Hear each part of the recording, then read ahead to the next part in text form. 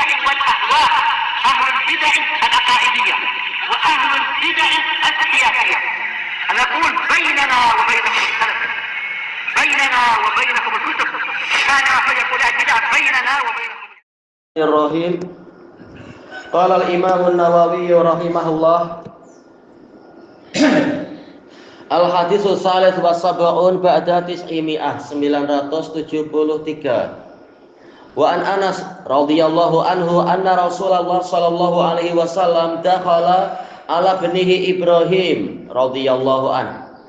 Bahwasanya Rasulullah sallallahu alaihi wasallam masuk menemui anak beliau yaitu Ibrahim radhiyallahu anhu, wa huwa yajudu bi nafsihi, yaitu dalam keadaan tengah bernafas dengan, yaitu apa? Menghembuskan nafas yang terakhir. Faja'alat aina Rasulullah sallallahu alaihi wasallam tadrifan, maka mulailah kedua air mata Nabi itu berlinang. Faqala lahu Abdurrahman ibnu Auf, wa anta ya Rasulullah, maka Abdurrahman bin Auf berkata kepadanya, dan anda juga demikian wahai Rasulullah, yaitu menangis karena ada keluarga yang meninggal dunia. Faqala ya bna Auf innaha rahmah, maka Nabi mengatakan, wahai putra Auf, sesungguhnya ini adalah rahmah, yaitu bukan sebagai niyahah, ratapan dan semacamnya. Summa atba'aha bil ukhra, kemudian Nabi mengikuti kalimat tadi dengan kalimat yang lain. Faqal innal aina tadma, sesungguhnya mata itu berlinang, air mata berlinang, mata menangis. Wal qalba yahzan, dan hati yaitu jantung bersedih. Wala naqulu illa ma yurdi rabbana, dalam keadaan kami tidak mengucapkan kecuali sesuatu yang mendatangkan ridha Rabb kami. Wa inna bi firaqika ya Ibrahim la mahzunun, dan sesungguhnya kami benar-benar tersedihkan dengan sebab perpisahan denganmu wahai Ibrahim. Rawahul Bukhari wa rawa Muslimun ba'dah. Baik, ini riwayat Bukhari, Muslim meriwayatkan sebahagiannya. Baik, ini hadis Anas, hadis Abi Hamzah Al-Khazraji Al-Madani summa Al-Basri. Di sini beliau bercerita bahwasanya Nabi Muhammad sallallahu alaihi wasallam itu seperti manusia yang lain juga mengalami ujian. Bahkan ujian Nabi tidak mungkin kita mampu membandingkannya dengan ujian-ujian manusia biasa. Semakin tinggi keimanan, semakin berat ujiannya, maka semakin tinggi derajatnya juga dan semakin bagus pahalanya. Tidak ada yang lepas dari ujian, dan Allah lebih tahu ujian apa yang layak diberikan kepada masing-masing dari kita. Baik. Sampai ada teman anak dulu waktu di Damaj, dia bilang, saya punya teman, dia selalu tiap hari ada ujian di keluarganya, di kesehatannya, di ekonominya. Terus sampai saya heran, ada orang diuji macam itu. Kami tak pernah diuji sampai seberat itu pun rasanya sudah berat. Tapi dia ujiannya tak habis-habis, tapi dia rileks, tenang aja. Kami heran ada orang macam itu, masih ada orang macam itu. Ya, Allah menguatkan hati para hambanya. Baik.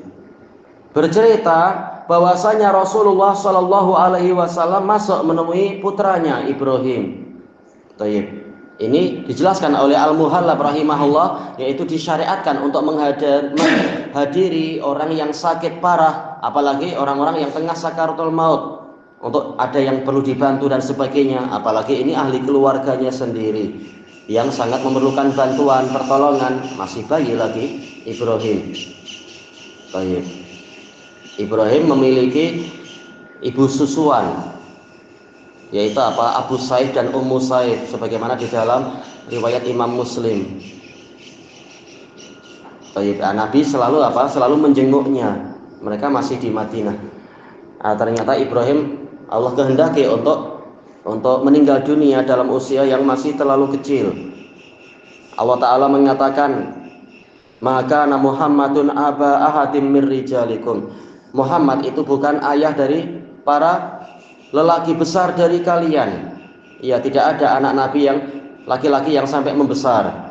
Disebutkan oleh para ulama di antara hikmahnya adalah agar tidak terjadi umat mengalami fitnah seperti fitnah-fitnah orang-orang terdahulu, yaitu semacam apa, bahwasanya kenabian itu bisa diwariskan seperti kerajaan yang mungkin diwariskan ini sebagai putra mahkota dan seterusnya. Makanya Allah mengatakan walakin Rasulullah wa khataman nabiyyin, tetapi Muhammad adalah utusan Allah dan penutup para nabi. Seandainya Ibrahim itu tumbuh besar, boleh jadi akan muncul sesuatu yang tidak semestinya dianggap mewarisi kenabian dan seterusnya. Karena memang ada sebagian salaf yang mengatakan kalau Ibrahim umur panjang maka dia akan jadi nabi. Tentunya ini bukan kalimat yang betul. Walaupun yang mengucapkan salaf kalau tidak sesuai dalil tentunya keliru, diselisihi oleh salaf yang lain. Jelas Allah Ta'ala mengatakan nabi terakhir adalah Nabi Muhammad. Allah menutup pintu itu. Kata sebagian ulama di antara hikmahnya itu, sekedar jangankan putra nabi, sekedar yang jaraknya jauh sangat, jadi Habib aja pengen diagungkan, pengen dikultuskan habis-habisan dan seterusnya. Apalagi kalau betul-betul putra langsung Nabi Muhammad, mungkin sebagian umat ini tidak akan mampu menghadapi fitnah yang muncul di dalam hatinya. Bagaimana akan mensikapi putra Nabi? Mungkin akan dicium segalanya, dicium tangannya, diminta berkahnya habis-habisan, padahal beliau bukan Nabi. Jadi semua takdir Allah pasti ada hikmahnya. Bahkan untuk Nabi Muhammad, siapa yang tidak suka punya anak laki-laki yang kemudian tumbuh besar, sebagaimana punya anak perempuan yang kemudian tumbuh besar. Tapi Allah menghendaki Nabi Muhammad, anak laki-lakinya semuanya mati dalam keadaan masih sangat kecil, dan ini ujian yang sangat berat. Wa huwa yajudu bi nafsih, dalam keadaan dia tengah menghembuskan nafasnya, yaitu nafas terakhir si nafsih, yaitu jiwanya, yaitu tengah mengeluarkan jiwanya, tengah nyawanya dicabut. Faja'alat asra'at min af'alis syuru', yaitu mulailah kedua air mata Nabi itu berlinang. Ini adalah tabi'i, sesuatu yang sifatnya manusiawi, sebagaimana yang dijelaskan oleh Ibnu Battal. Nabi Muhammad bukan malaikat. Bahkan apa? Ini menunjukkan beliau manusia, memiliki hati, memiliki jiwa, memiliki belas kasihan yang sempurna. Melihat yang seperti itu, maka beliau pun bersedih hati, merasakan kepedihan terhadap perpisahan keluarga dan sebagainya. Dan sekaligus menjadi contoh bahwasanya ini diantara bentuk rahmat, yaitu air mata berlinang tatkala melihat musibah yang semacam itu. Faqala lahu Abdurrahman bin Auf, maka Abdurrahman bin Auf bertanya kepadanya, beliau salah satu yang diberi kabar gembira masuk surga. Wa anta ya Rasulullah, ini dijelaskan oleh para ulama, ini adalah bentuk nasihat untuk mengingatkan, yaitu boleh jadi menyangka Rasulullah lupa bahwasanya seperti ini tidak boleh, tetapi tetap dengan pola pertanyaan sebagaimana dijelaskan oleh sebagian ulama, yaitu apa? Mengingatkan orang yang besar yang selama ini orangnya adalah baik, maka mengingatkannya adalah dengan pola pertanyaan. Mengingatkan ulama dengan cara pertanyaan kalau orangnya masih lurus. Nah, di sini Abdurrahman bin Auf dengan cara bertanya, karena boleh jadi memang Rasulullah lupa apa bagaimana. Faqal ya bena Auf innaha rahmah. Nabi pun segera menjelaskan dan tidak menunda-nunda penjelasan. Masuk dalam kaidah tarkul bayan an waqtil hajah la yajuz. Meninggalkan penjelasan dari masa yang diperlukan itu tidak boleh. Nah, sekarang diperlukan. Abdurrahman bin Auf belum paham bahwasanya yang seperti ini adalah boleh, maka langsung dijelaskan oleh Nabi, innaha, ini kembali kemana? Boleh jadi kembali ke ad-dam'ah, air mata ini adalah rahmah, atau at-tabqiyah, tangisan ini adalah rahmah. Ini polanya pola mu'annas. Jadi bukan dari niyahah, bukan dari sisi at-tadajjur wa tasakhut, marah-marah dan jengkel bengang kepada Allah, bukan, tapi ini adalah sebagai bentuk rahmat. Dijelaskan oleh Syekhul Islam Ibnu Taimiyah rahimahullah di dalam kitab beliau At-Tuhfah Al-Iraqiyah, anil a'malil qalbiyah, bahwasanya tangisan Rasulullah Shallallahu Alaihi Wasallam ini adalah menunjukkan kesempurnaan akal beliau. Dalam keadaan beliau bersedih hati, namun dalam keadaan sekaligus beliau itu sempurna ketawakalan dan keridhaannya pada Allah. Maka beliau mampu menggabungkan antara kesempurnaan tawakal dan ridha dengan kesempurnaan rahmat. Maka beliau menangis tetapi tidak berkeluh kesah. Ada sebagian salaf, yaitu Fudail bin Iyad, tatkala putranya meninggal beliau tertawa. Kalau tak salah Fudail bin Iyad, yaitu disebutkan dalam Talbis Iblis, dan ini bukan sesuatu yang salah. Ketika beliau ditanya, kenapa engkau tertawa? Mengatakan, karena anakku berjaya mendapatkan yang lebih baik di sisi Allah. Karena anak beliau Ali ini anak yang soleh, yang sikoh, bagus, zuhud dan seterusnya. Maka dia tertawa gembira karena anaknya berjaya mendapatkan apa yang di sisi Allah. Apakah keadaan Fudail bin Iyad, kalau tak salah memang Fudail bin Iyad, itu lebih baik ataukah keadaan Rasulullah? Kata Syekhul Islam, keadaan Rasulullah lebih baik. Tetapi Fudail bin Iyad tidak disalahkan. Hanya saja beliau khawatir tidak kuat, maka beliau memilih untuk menguatkan sisi ridho sampai tertawa.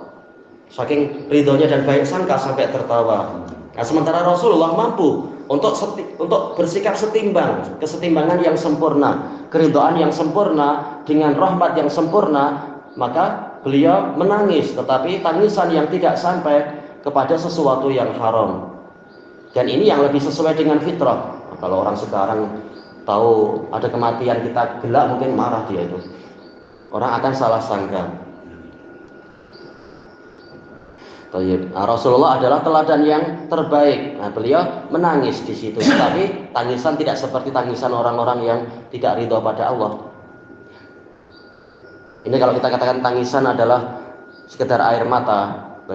Kemudian summa atba'aha bil ukhra. Kemudian beliau menyusuli kalimat tadi dengan kalimat yang lain, mengajak bicara pada siapa ya dahnya? Kepada Ibrahim.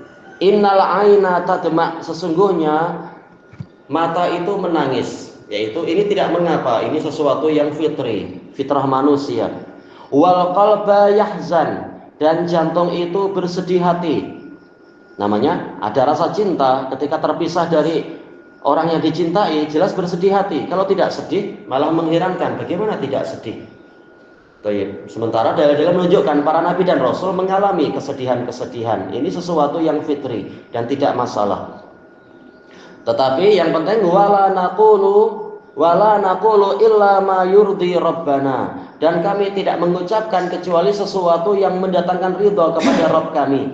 Apa kalimat yang mendatangkan ridha? Yaitu zikir, innalillahi wa inna ilaihi rajiun, Allahumma ajurni fi musibati wa akhlif li khairan minha. Yaitu sesungguhnya kami adalah milik Allah, sesungguhnya hanya kepada Allah lah kami akan kembali. Wahai Allah, berikanlah kami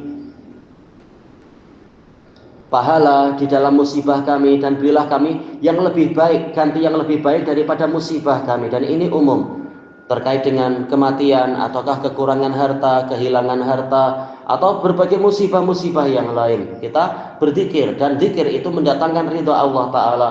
Atau seperti yang dalam contoh yang lain, apa itu? Innalillahi wa inna ilaihi rajiun, alhamdulillah. Nah, itu juga bagian dari zikir yang disyariatkan.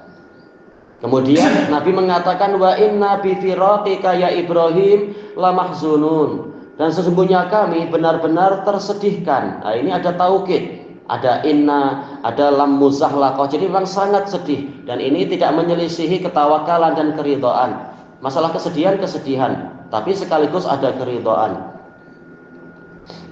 Dengan sebab berpisah denganmu, dan ini juga sesuatu yang wajar dibahas oleh Ibnul Qayyim rahimahullah di dalam kitab beliau, Raudhatul Muhibbin. Memang bukti cinta adalah suka untuk berdekatan dan sedih apabila terpisah dan berjauhan. Ini sesuatu yang masuk akal, apalagi ini anak sendiri. Ilahuna wallahu a'lam. Di sini kemudian Imam Nawawi mengatakan apa? Wal ahaditsu fil bab katsirah. Hadis-hadis di dalam bab ini banyak, yaitu yang masuk dalam bab bolehnya menangis disebabkan oleh kematian dan semacam itu. Yang penting tidak menyelisihi syariat. Masyhurah fi sahih, di dalam kitab sahih masyhurah telah terkenal, wallahu a'lam. Ilahuna wallahu a'lam.